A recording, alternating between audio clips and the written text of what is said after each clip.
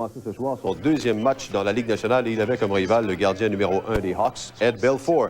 Et Thibault paraissait nerveux en début de match, ça s'est confirmé dès le départ puisqu'il n'y avait que 16 secondes d'écoulées lorsque Brent Sutter l'a surpris avec un tir de loin, les Hawks qui prenaient une avance rapide de 1-0.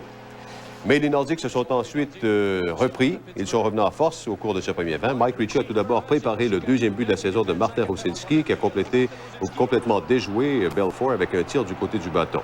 Puis les Nordiques ont pris les devants toujours en première lorsque Belfour a stoppé un tir de la ligne bleue de Kerry Hoffman.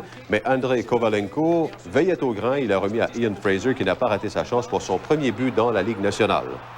À noter que les Nordiques pouvaient compter sur un nouveau joueur ce soir, René Corbet, rappelé aujourd'hui du club d'école de Cornwall.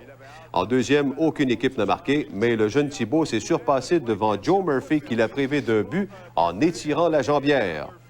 Et en troisième, les Hawks ont imposé leur rythme et un bel échange entre Jeremy Rennick et Michel Goulet a conduit au but de l'ancien joueur des Nordiques qui crée ainsi l'égalité 2-2. Un premier but cette saison pour Goulet. Puis, dans la dernière minute, pendant une pénalité à Valérie Kamieński, Jeremy Rennick a trompé Thibault avec un tir dans la partie supérieure, complétant ainsi un jeu de Brian Noonan et Steve Smith. C'était 3-2 Hawks. Le match est terminé dans la confusion alors qu'une pénalité a été décernée aux Blackhawks, mais on a oublié d'arrêter le cadran. Pierre Pagé a donc voulu s'enquérir de ce qui se passait auprès de l'arbitre Don Kowarski. Il a raté son entrée sur la patinoire. D'ailleurs, il aurait pu se blesser en tombant.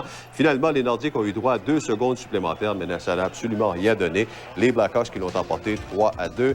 Et c'est Jeremy Rennick qui a été le héros de ce match pour les Hawks avec un but et une passe. Et d'autre part, les Nordiques ont nié aujourd'hui un article paru dans le journal USA Today à l'effet que le président de l'équipe, Marcel Aubu, et le directeur général et entraîneur Pierre Pagé devaient rencontrer aujourd'hui même le défenseur Steve Duchesne à Chicago. N'empêche qu'on apprenait ce soir que Pat Brisson, conseiller de Duchesne, était à Chicago et devait s'entretenir avec Pagé après le match contre les Hawks. On ne croit pas cependant que les deux parties soient plus près de trouver un terrain d'entente.